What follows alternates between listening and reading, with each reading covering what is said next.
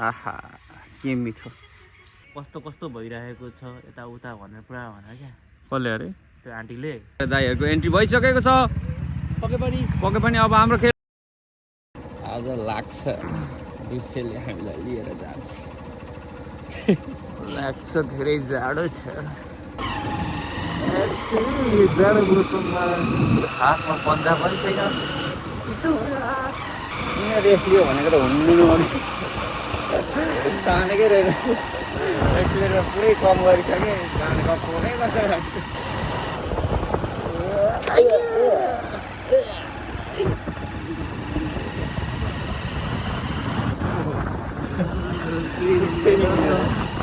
side वालले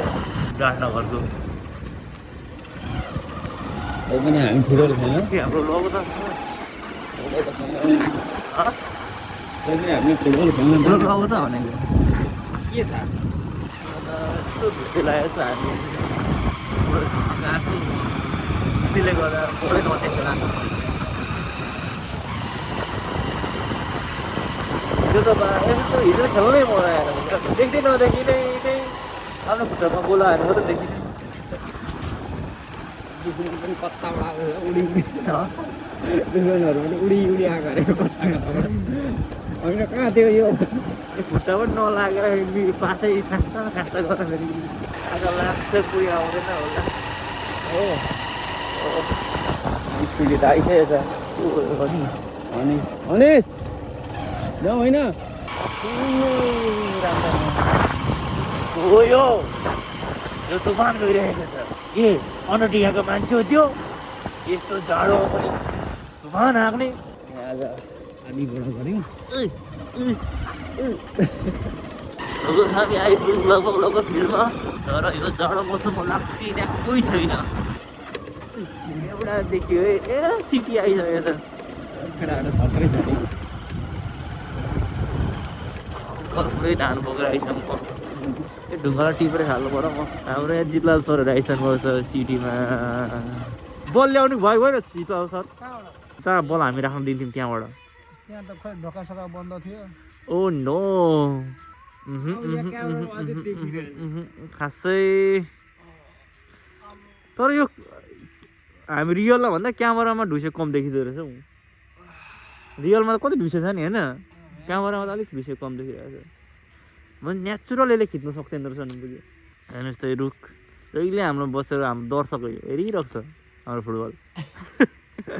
उता पनि छ रुखहरू तिनीहरूले पनि हेरिरहेको छन् जहिले पनि त्यहाँनिर पर रुख छ क्या यहाँनिर रुख छैन त्यो रुखै देखिरहेको छैन आज नि सधैँ म त रुख देखाउने के गर्नु नाच्ने मान्छेहरूलाई पनि गाह्रो छ म्युजिक बज्यो कि थामिँदैन आहा के मिठो आहा यो हो नि त पक्का नेपाली संस्कृति झल्किने पर्फर्मेन्स ला सकिहाल्ने मिलनले एउटा घटना सुनाउँदैछ ल अहिले मलाई यो चन्द्रमा देखेर क्या कस्तो कस्तो भइरहेको छ यताउता भनेर पुरा भनेर क्या कसले अरे त्यो आन्टीले धामी घरमा हामी घरमा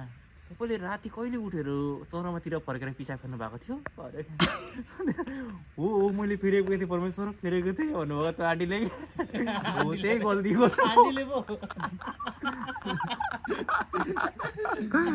आन्टीले पिसा फेरेको अरे चन्द्रमातिर फर्केर क्या हो त्यही गल्ती मलाई त्यतिखेर लाग्यो यहाँ लाग्यो भन्ने पुरा दिइरहेको थियो हामीले कहिल्यै बिर्सिँदैन रे घटना आएर ल अब आज हाम्रो के हुन्छ हाम्रो इन्तजार भइरहेको छ हामी यहाँनिर सिटीमा एकजना यहाँ एकजना यहाँ एकजना यहाँ एकजना गरेर हामी जग्गा 6 जना चाहिँ भेला भइसकेको छौँ अब खेल्नु त परिहाल्यो तर समस्या के छ भने हाम्रो स्थिति यस्तो छ अब यो यहीँको यहीँ पनि देखिरहेको छैन आउँदैछ आउनु चाहिँ त्यहाँनिर बाइकहरू बिस्तारै दाइहरूको एन्ट्री भइसकेको छ पक्कै पनि अब हाम्रो खेल डेन्जर हुन सक्छ यहाँ धेरै पछि करण सर फेरि हिजो आउनुभयो अनि धेरै पछि दाजु अनि हिजो त खेल्नै गाह्रो भयो त अनि ए त्यस्तो होइन ढुसेले